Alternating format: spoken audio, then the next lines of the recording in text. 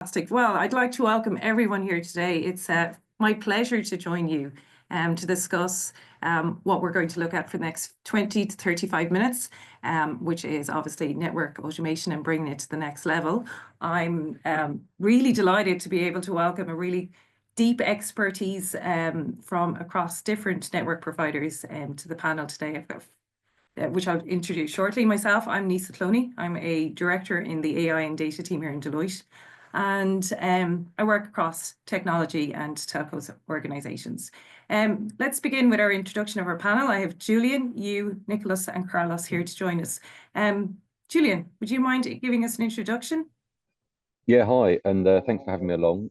Julian Davidge. I am Director of Technology Service and Operations for Virgin Media O2. What does that mean? I'm end-to-end accountable for the O2 mobile network, for the fixed broadband network, all the TV services, all of our business customer operations and network, all of our application operations across the whole business, so kind of retail, care, billing, platforms, all this kind of stuff, and service management and all the other ITIL functions. So basically, in a nutshell, it's kind of run accountability for the whole of the Virgin Media O2 network. And on Tuesdays, I do more stuff as well, but you know. Thanks very much, Julian. Would you like to introduce Tang yourself? Yeah, sure. Hi, Wang. I'm the chief technologist in network and AI in China Telecom. So basically what I do is the research and innovation for what I would like to call AI native networks. So it's basically the deep integration of AI into the network operation management and services.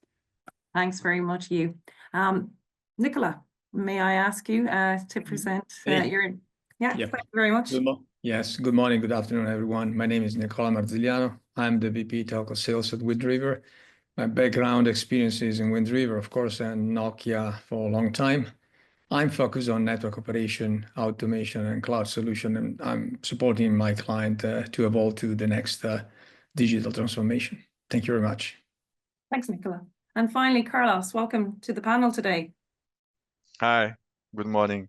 I'm Carlos from Portugal. I am the director of tech engineering and operations of MEO Network, the incumbent. Thanks, Carlos. Network and platforms, sorry.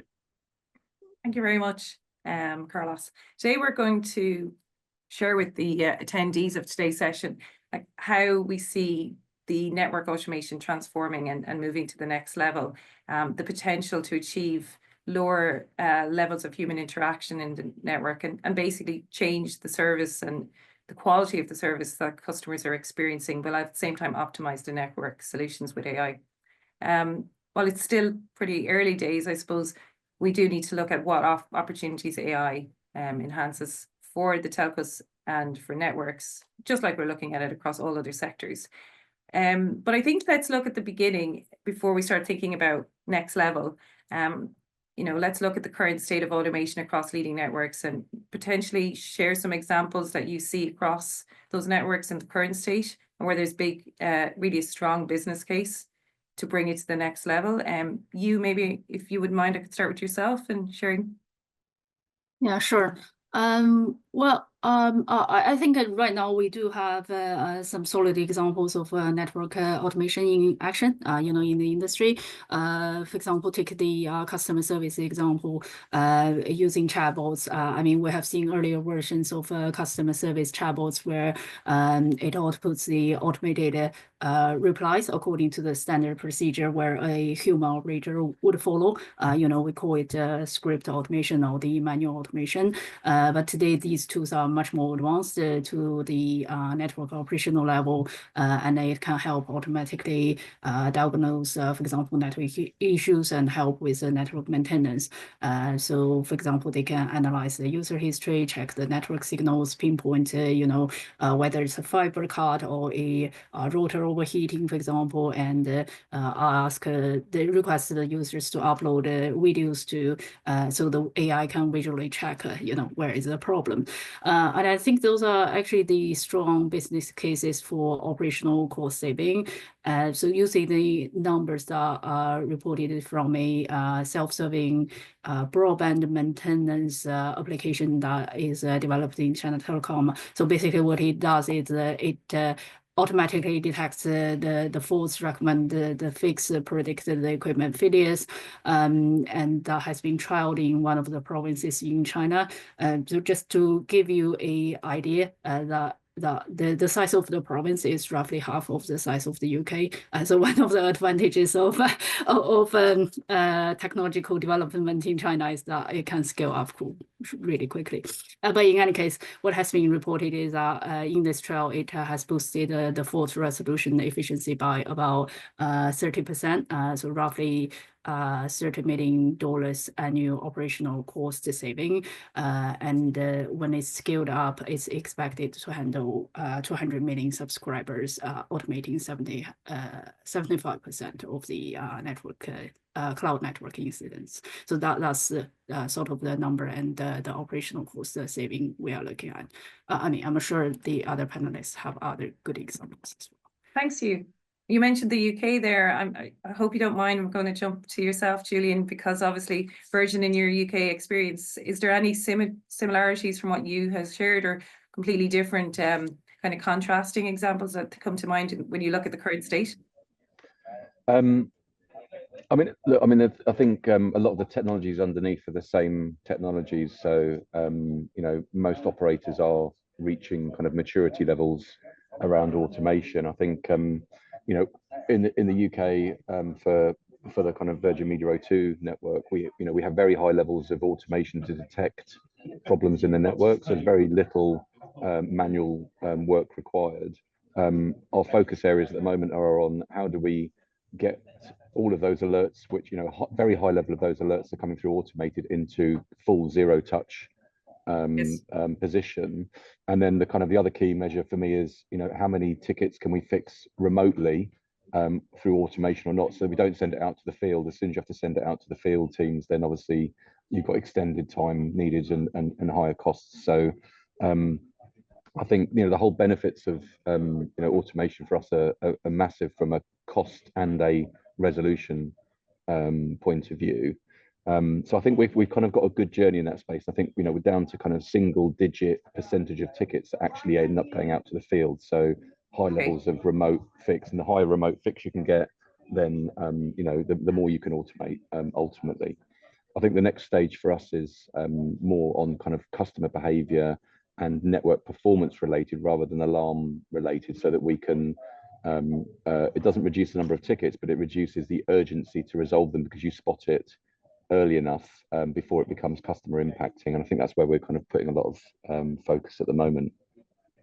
But from a benefits point of view, it's absolutely clear the business cases, you know, there isn't a business case that I've seen so far in the last 18 months and what we've got in plan that doesn't pay back, you know, very quickly from, you know, customer benefit, cost benefit of running the networks. And you know, a lot of our outsourced partners charge per ticket for monitoring and resolution, so, you know, we can keep our costs down, and also we can spot things through social media, through pattern recognition a lot better, which means that I keep out of the press, keep out of social media for negative comments, and I don't have to go in front of Ofcom as often. So, you know, the benefits are multifaceted for us, but yeah, it's quite an exciting area. Thanks, Julian. You kind of bring me on to kind of the next point where you mentioned customer there. Like, as we look at our, you know, greater network automation and the next level, we do need to consider the varying levels of maturity across the technology in telcos. And we discussed this during the week when we had our catch up. Carlos and yourself, Julian, you both shared, you know, customers and the importance of customers. Carlos, just to come to yourself, like, what are the key pillars that we would need to consider as we look to transition across a basic network, or, you know, to more advanced operations or networks, so that we can come back to that point about being fully automated or zero touch operations? Well, picking what Julian said, we also started in business-driven automation, let's say. Yes. everybody starts through the fulfillment of the network. It is the easiest way to do to improve the time to market, to improve all the costs, and to improve quality of experience. So we can win in the business from the operator to the customer. When we go to other levels, the main challenge is first, trust on the autonomy. Second, to win exactly, to have exactly a return on investment on what we are doing. Going from the level 3 for level 4 is a very significant step, because when you have a conditional autonomous network, let's say, you have the power in your hand. The human have the power in the hand. When you go to a highly autonomous network, you need to focus on establishing fences to keep the machine running autonomously, but inside those fences. So what we are doing is going to predictive and to closed loop actions. So one of our key usage today is on the Wi-Fi experience in our customers. We have AI over our Wi-Fi platform, and we can optimize all the Wi-Fi signals to get the best quality of the quality of experience to each customer. So it is the platform that does the closed loop to keep the best Wi-Fi tuning on that customer experience. And of course, our customer will win, and we will gonna win also. So return on investment on what we do.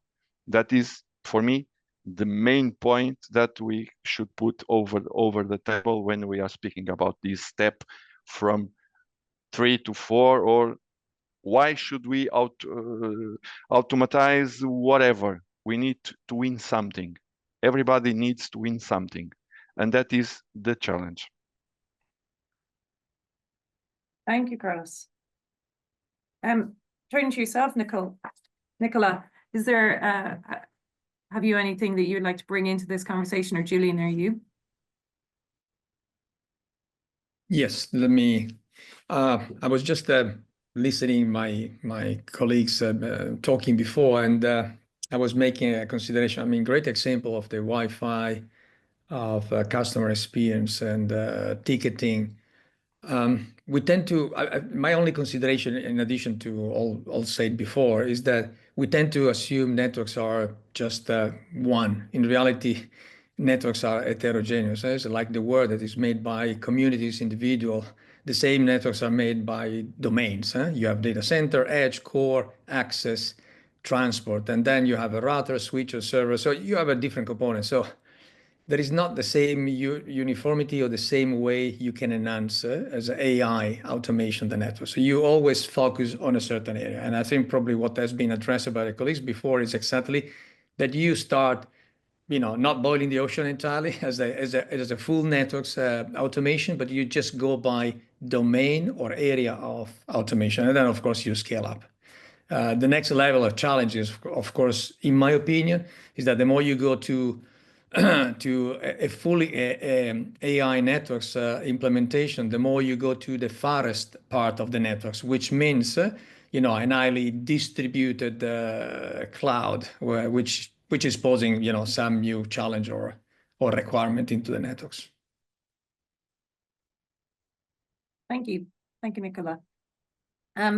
Julian, you mentioned before, just reference to pattern recognition. Looking at it from a customer perspective and the customer demands and the dynamics that we need to be thinking about from the network, and how it supports that customer.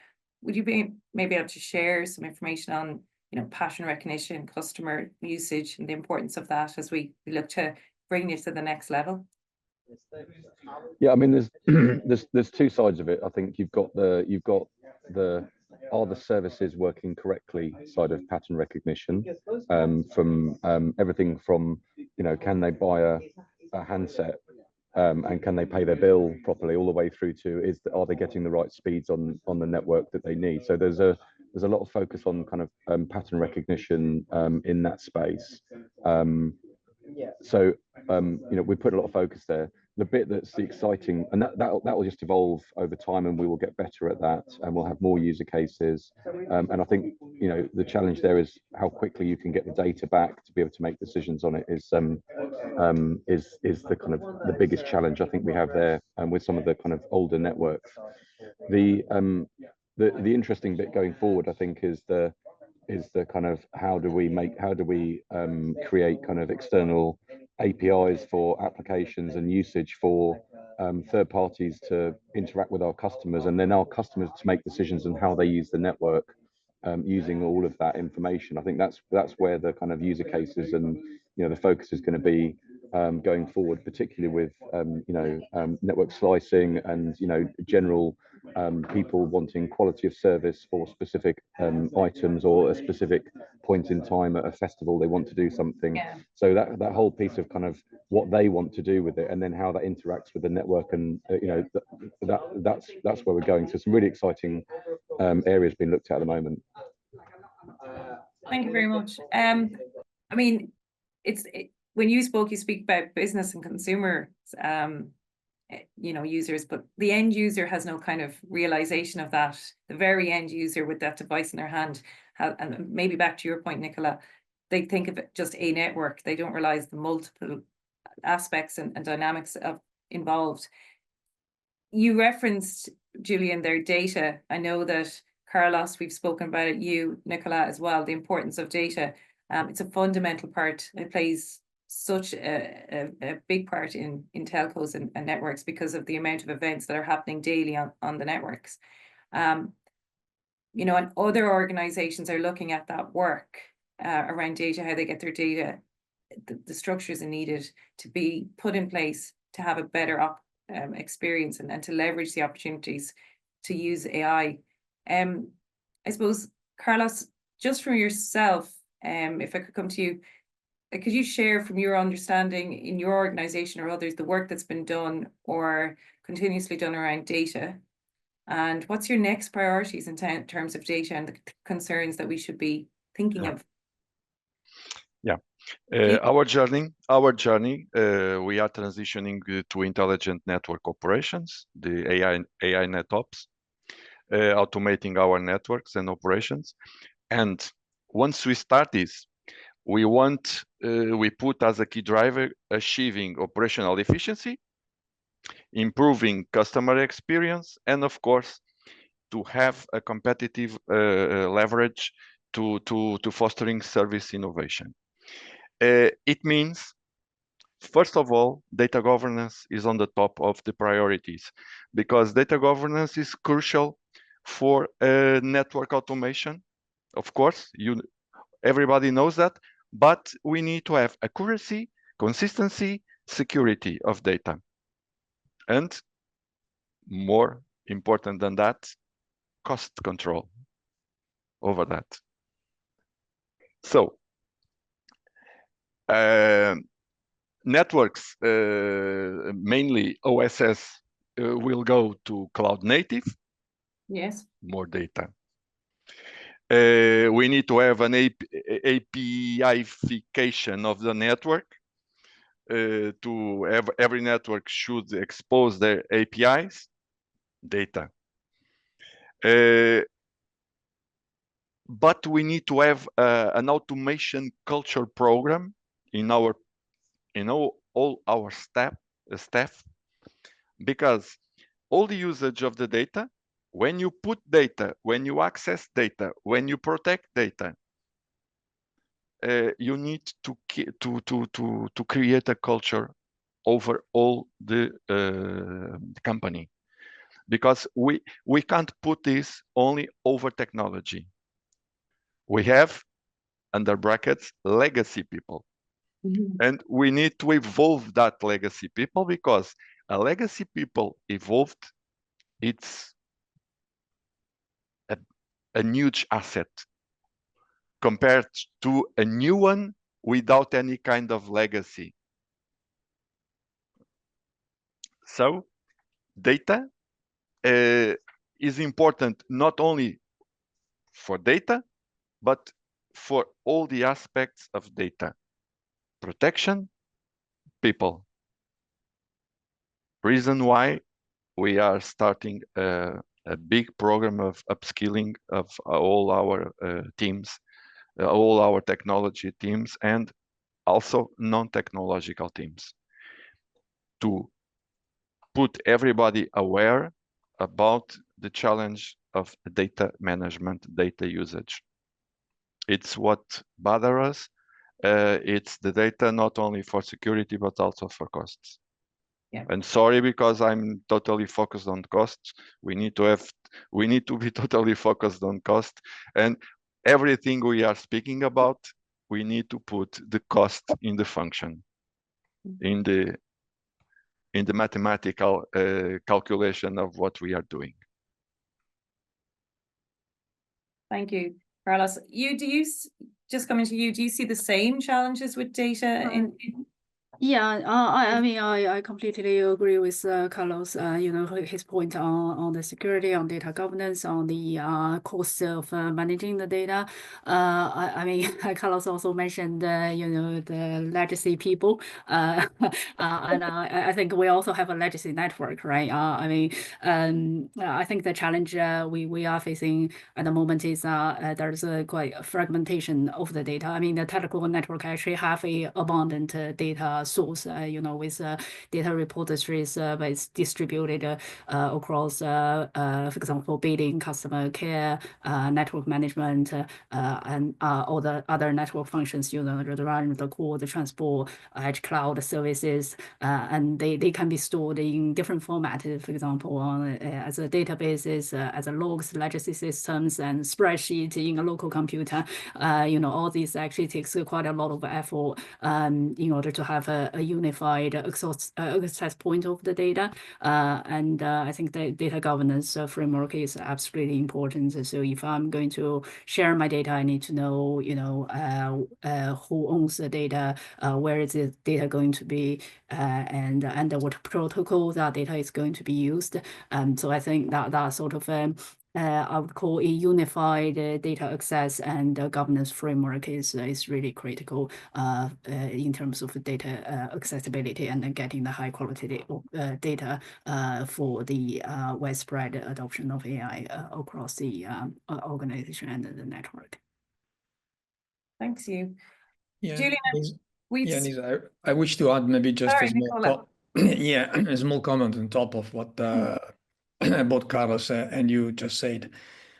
Data is key, is crucial. Sometimes we tend to, again, my previous example of network to be one, like in the consumer AI, you have a large, big, cloud where everything is stored and is trained and is learning how to respond. In reality, networks being disaggregated or distributed and being heterogeneous, you don't have, a unified data storage, as you just said. You have even spreadsheet. I mean, you have different kind of sources in the company. So how do you train an intelligent networks to be capable to access data in a faster, smarter way? And that's put the second aspect, which is not only the data, which is key, but also how do you decontextualize and put in context in the local area where you need the data and the information to be available? Because then you have two aspects. One, unifying data. Yes. And then secondly, highly distribute and make it available faster, quicker at the location where you need.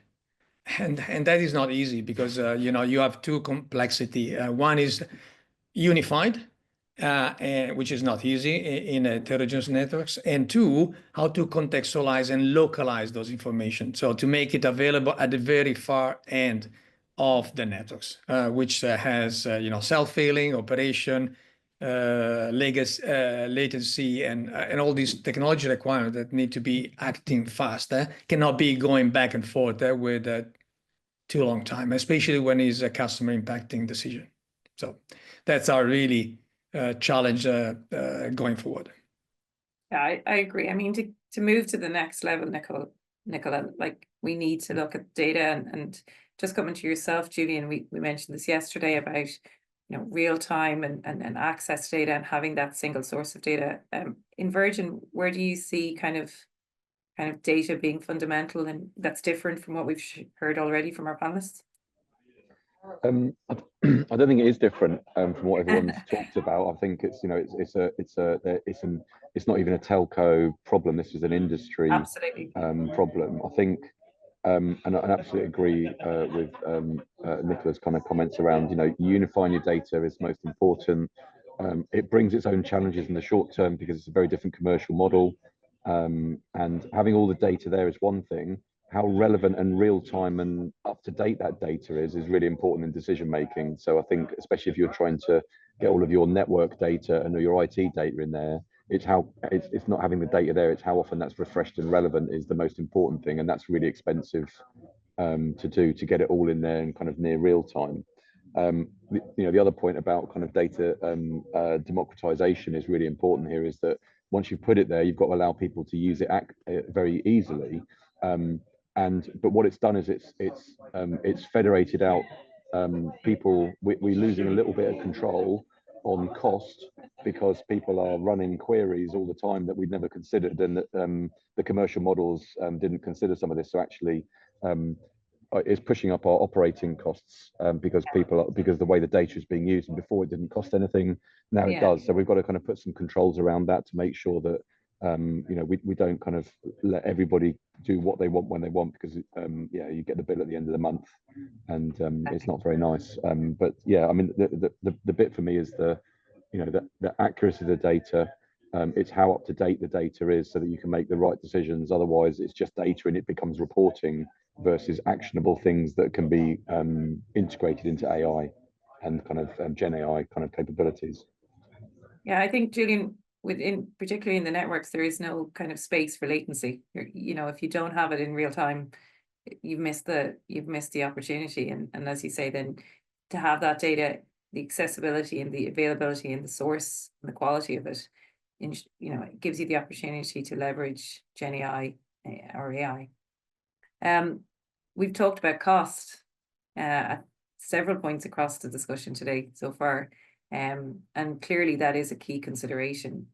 But like, you know, we see here, as we move to the next level, we see AI creating an opportunity to drive new revenue streams or return on investments. You know, we need to consider other things to get there, though, to see that return on investment or create those new revenue streams.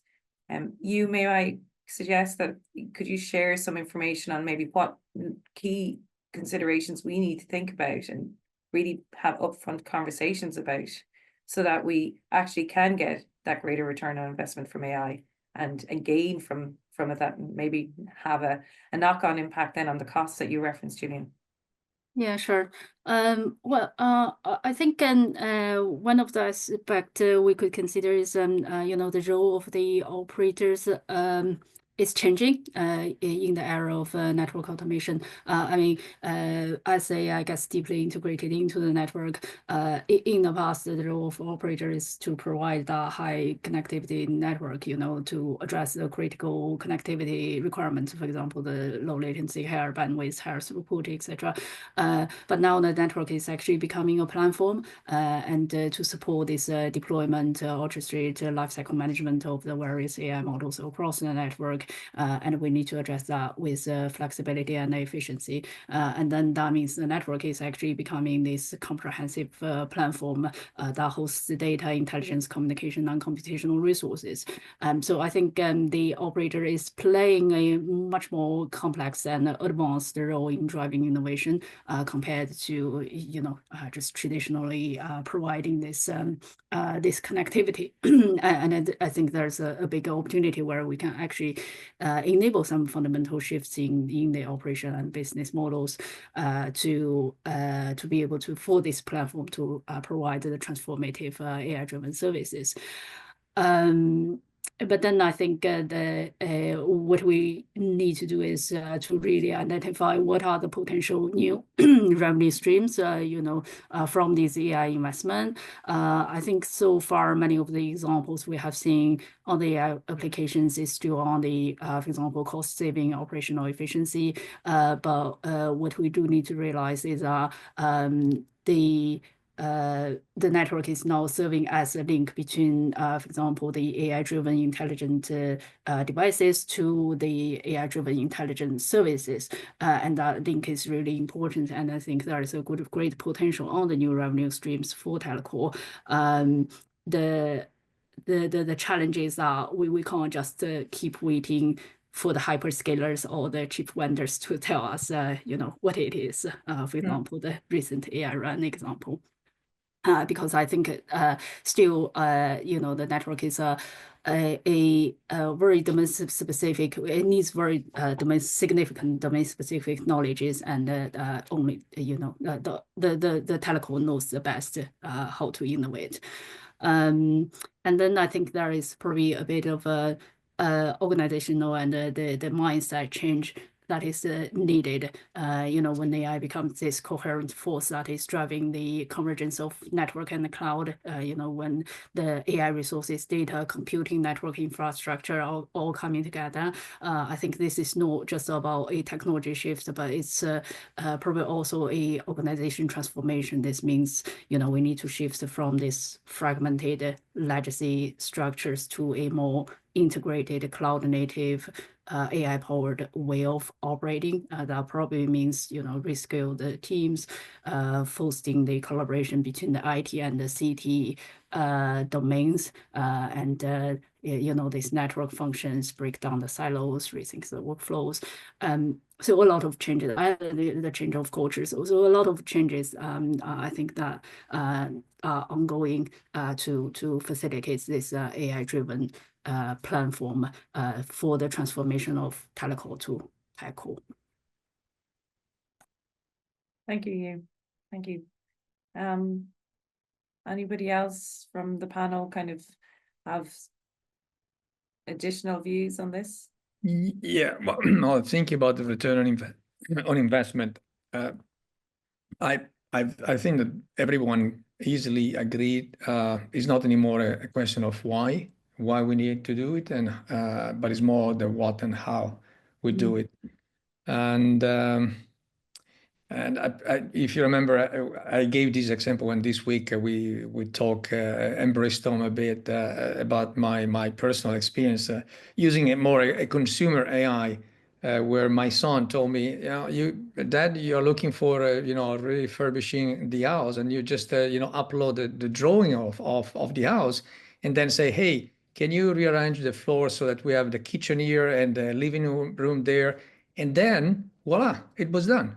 In few seconds, really, the machine was able to redraw my house completely, moving and changing the infrastructure. So a lot of architects very nervous now as a result of hearing that there. And for me, it was a nice offer. But in reality, if I look at what we are doing at Wind River, for example, that is exactly what we are doing now, giving a more ChatGPT or DeepSeek, depending which platform you want to use, for operation. So you can, instead of manually entering script or data or input or instruction, you don't need to know the system. You just tell the system, hey, what do you want to do? And then the system will automatically rearrange and implement what you're asking. So the same example of my house drawing can be done on a network where the operator can even tell, not typing into the keyboard, but just telling and talking to the machine, which is then adapting and implementing. So that is not that futuristic. Is already here. As I said, we are experimenting Wind River. That's kind of, and for me, it is an eyes opener, because at the end of the day, really, what is the ROI? I mean, there are so many use cases that we're even not yet visualizing or considering. It's like not a new Apple here, where they enter with a smartphone, but it's clearly something new that we need to consider. And so I think that there are still a lot of return on investment potential that we're not yet considering. Yeah. I would like to add this Nicola example is very good, because we are speaking about something that is not exactly to be done immediately. Yes. Our problem is exactly that. We have a plane, we are flying, we need to change from a plane to a flying resort without any kind of scale and disturbing the customers. So to do all this, we need to wait for a specific technology that will help us to do what we call the digital twin, because we need and exactly in Nicola example, before doing that change, we need to test it in a digital twin. Otherwise, the machine could do something very unpleasant to the network. So, of course, we have a lot of ideas, but we are looking for a lot of new technologies that will gonna help us to implement that. And in fact, when you put all those levels of autonomy, you must know where is the machine, like Heisenberg principle for the electron. I need to know not exactly where it is, but I need to know where about it is going to be. Okay, I need to keep the control. I need to keep the control, and to do that, I need other technologies. Just that. Thank you, Carlos. There's a lot of questions that have been posed or opened on this in discussion as we look to the next level. Julian, do you have anything that you want to add? I mean, I think ultimately, the time and investment is twofold. It's how do you make the network more efficient, so that it's more reliable for our customers, and that keeps our costs down and keeps the customers happy. Yes. And then there's the where's the new revenue streams, because ultimately, that's the important bit here, is how do we grow as a business at the same time whilst the consumer feels that they're getting value that they want to pay for. That's the challenge, above and beyond what they're already paying for. That's where the revenue streams need to come from. And the applications will be developed over time, and I'm sure there'll be some amazing stuff turns up, but it's not there yet from a consumer point of view, for our customers anyway at this point in time, that they can make decisions about what they want to pay for as an over-the-top service, which gives them value add but also creates further revenue streams for us. I think that needs to be the focus area. How do we kind of how do we get more value out of what they feel they need to do? I think consumers though have higher expectations of what and what they want in terms not just quality, but in terms of what they're getting from their network. And I think that's really important as we see what we can use AI to do to meet that expectation, because they are growing. There's an expectation there. It's more than just quality, I think. Yeah. For instance, we spoke about security as a challenge for us. Yes. Once we implement some security measures on our network, we can start to develop products and sell some security to our customers. They are willing to buy that. But we need to develop a specific service in terms of security. And that leads us to the smart connected applications. When the operators open the network to third-party developers to develop apps, to develop services. So we need to develop a group. We need to develop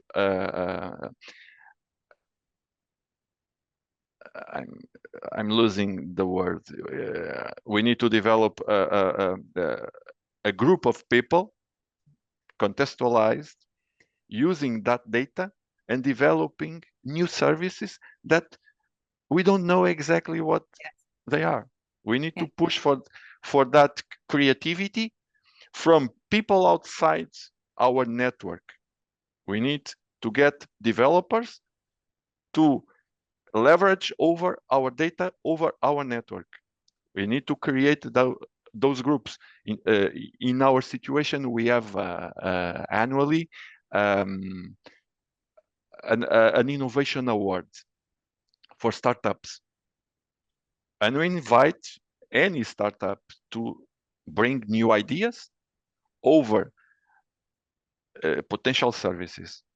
We are trying to push from the society ideas to use information.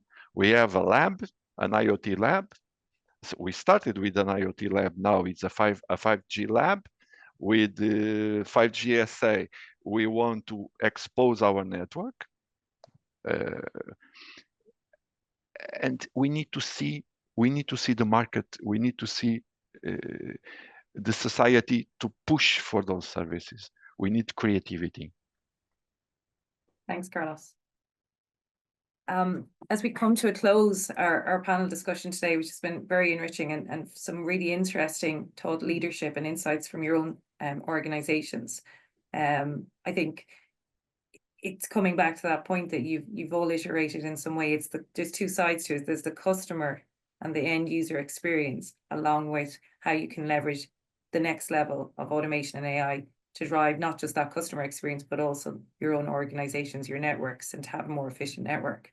It's been really interesting to hear your perspectives and see the alignment across very different organizations within this telcos and network space, but also highlight the challenges that you're all experiencing or at greater levels of difference. Before we close, Annie, just to ask the panelists, I'd love to hear if there was any final kind of AI next level example or use case that you've from the network that you'd like to share with the audience today in your business, from anyone on the panel, just something really interesting or novel. I mean, we're doing some, from a Gen AI perspective. I mean, because we've done so much integration as a business, we've had to reskill very rapidly as a team so that they have fixed and mobile skills. And we've created our own kind of version of ChatGPT for all of that, and it's meant that instead of someone being on a 6 to 9 month cycle for training and be able to deal with kind of multiple cases on multiple technologies, they can do that now within minutes because of all the data that we've got internally, and we've kind of linked it all into GCP as well. So there's some quite innovative things happening homegrown that are enabling teams to be much faster at adapting to new technology and new business problems. So those are quite exciting as an example from our teams. And do you see that then also going out to people on who are supporting the networks, dealing with issues in the network? Are they able to leverage that mobile devices to help them resolve and solutionize problems? I think it will mature over time. I think this is more about first level, high transactional, high volume work that's triaging it at that front end, speed to that and training people up. I think further back in the network, the cases are less.